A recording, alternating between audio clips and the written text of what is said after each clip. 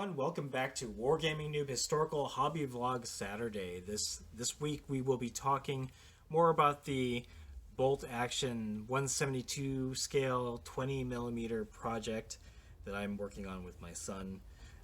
First off, what are your thoughts on 172 scale? Whether it should be called 20mm or 25mm? That was something that was brought up to me when I published or uploaded my last video, that 172 is actually 25mm rather than 20mm.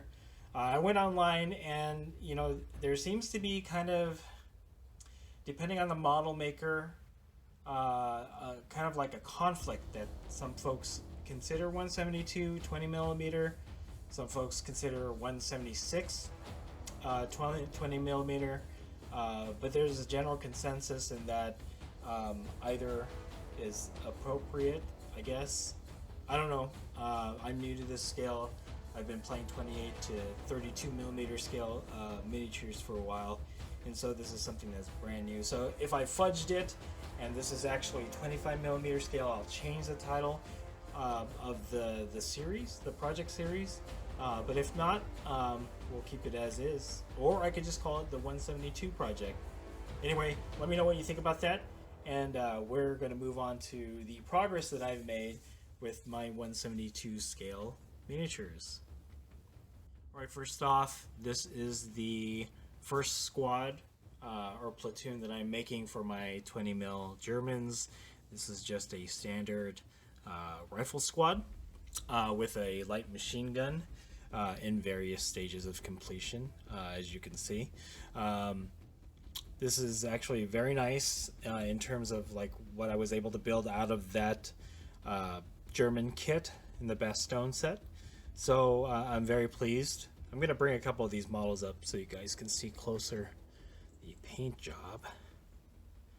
These were not as difficult to paint as I thought they were going to be, considering the size. Again, I'm not used to working with 172 scale figures, but I think it turned out okay. I mean, this one's almost done. I just got to put the varnish on so it won't be as glossy. Yeah, I was actually pretty pleased with how it came out. I'll bring the other rifleman up in the snow uniform. This one's mostly done. Gotta do some cleanup. Maybe a couple more washes, and then yeah, so I'm actually very pleased. But that'll be my first squad, my bog standard rifle squad with light machine gun.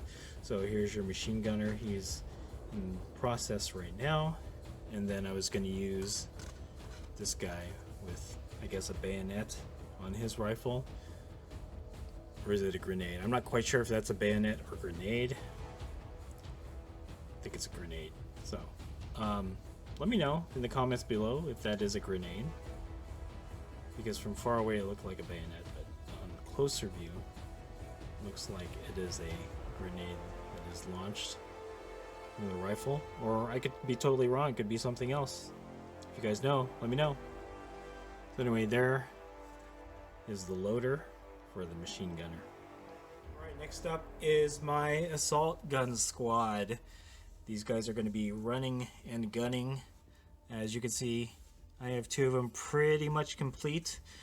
This guy here with the MP40, I guess, or the submachine gun, he will be the NCO. Unfortunately, out of the 24 German infantry that came in the set, I did not have enough assault guns, so this is going to be a bare minimum assault gun squad. Yeah. Bring one of these up here so you guys can see. I'm very pleased again with how it turned out. Looks pretty good to me. Making some progress, so that's always good. Yep. And here is my lieutenant and his attendant, the attendant with the stick bomb. So I did choose one of the submachine gun guys as my HQ for the entire army. I'm delineating him from the other guys in that he has the, like, kind of the field gray pants rather than all white. So again, it's turning out pretty well. He'll probably be done very soon. But yeah, that is my lieutenant. Alright, so lastly, I wanted to kind of bring up the whole, should I use Zavezda with my Italeri models, or should I not use Zavezda? And my main concern in the last hobby vlog was that that the Zavezda models looked a little bit smaller. And in fact, they do. As you can see here, I have the Zavezda model on a thicker, like, MDF base, and then the Italeri model is on a thinner, like, Warlord base. But it doesn't look that bad in terms of the size difference. In fact, I think it's pretty close.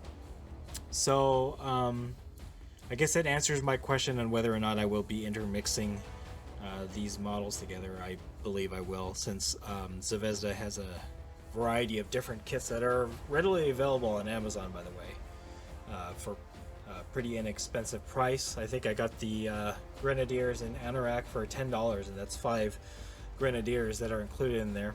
Incidentally, the Grenadiers in Anorak, Zavezda said, came with a number of the units with the submachine gun. So I now have more folks that I can use as NCOs in different poses, or I can create a submachine gun squad. So anyway, what are your thoughts on the size difference between the two? I think it's pretty minimal.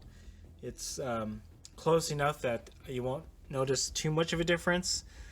Obviously, the guy in the Anorak is not in a winter suit, but at least it gives me an option to add. I could paint him in white or whatever, or just kind of make it more uniform.